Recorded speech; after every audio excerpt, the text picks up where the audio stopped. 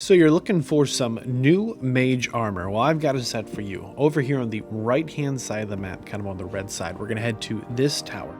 There's a bunch of fast travel points that are pretty close. We're going to head there from the merchant shack. It's just going to be the straightest shot for us. You can pretty much just follow the directions on screen. There's a boss fight we're going to have to do, and I'm going to spend some of this time talking a little bit about the boss fight. Once we get to this tree, we're going to hop up and we're going to climb up every ladder we can. You're going to need your horse. There's a couple enemies you probably want to pick off if you can. I kind of panicked and messed up this jump. It's a lot easier than I made it look. Don't fall off that log. It's a long way down. Listen, go up the ladders, march your way across, but just kind of mentally prepare for like a really tough fight. This boss fight is going to drop that set of armor as well as give you access to a really nice colossal great sword. It's pretty good. One more enemy here. This is the last enemy we have to fight before the boss. Everything else can just be avoided if so desired. Now, there's going to be a site of grace once we kind of get our way around this tower. The boss will not only drop the armor, but it's also going to drop... Oh, really quick. When we get to the site of grace, there's going to be two guys just down this hallway here. You can fight them. One's kind of facing you. One's waiting behind the door to goose you. Just avoid the gooser for sure. But otherwise, just jump off the falls here. They're pretty scary. There's one more guy we need to take down. I misspoke earlier. There's one more guy. Not a big deal, though. You can pick him off from a distance. Okay, so you can get a sword. It's a great sword. It's got a passive ability. It's got a burn effect, but it's a colossal weapon. So we're much more excited as a mage character for the armor set, but it's a tough boss fight. I cannot, iterate that enough. It's a tough fight. He has a faster cast speed with his ranged attacks than you do, most likely. And he seems to have some really good dodge. Here's the last guy we need to kill. He has some really good dodges for glintstone pebbles. If you show up here with your glintstone pebble spell, you're going to have a bad day. I put together a guide on what all the gear I'm using. I really recommend using the rock sling spell. It's got a long cast animation. There's this guy here on the left we're going to sneak by. Once he gets a little closer, we'll just run down the hallway and run around the edge. Not a big deal. Listen, it's a tough fight. His cast speed is a little too quick for you. If you're going to show up here and you're just thinking you're going to take him down with your glintstone pebble, you're wrong. He's pretty much going to auto dodge all of your pebbles. Absolutely no problem.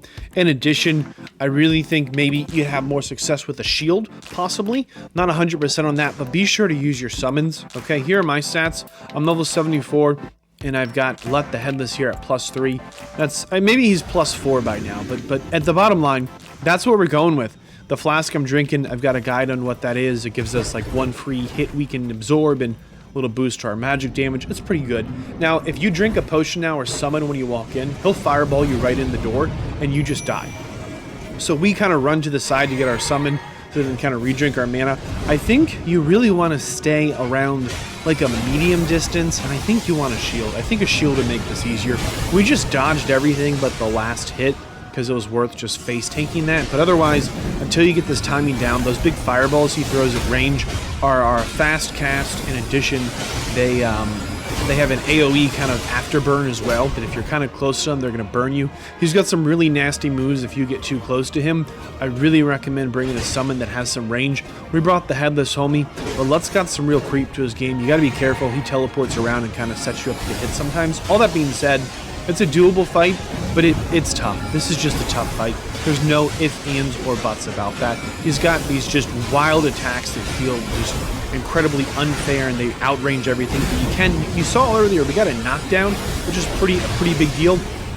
This one's nasty, right? This big jump across the room, cut your body in half, spin around 3 attacks. You really need to be managing your energy bar and kind of get a feel for the room. You can get hung up on these pillars. It's a tough fight. I can't overstate that enough. But it's doable. I'm showing you it's doable. We're pretty much, if we get hit once, we'll die. We really just need a little more in our health bar. But once you've learned the fight and learned the mechanics, and if you want to bring there's just the meteorite staff and the rock sling, and we just knock him down and take him out. We're gonna face take this next hit knowingly, because we know that we just need one more hit to win this fight. I'm Vadd. I really hope you enjoyed this video. I hope it helped you get through the puzzle. Hope it helped encourage you in this boss fight. Don't forget on your way out to pick up the Godslayer Great Sword. Also has that passive burn. If you like this video, click like, and I'll see you here next time. Thanks for watching.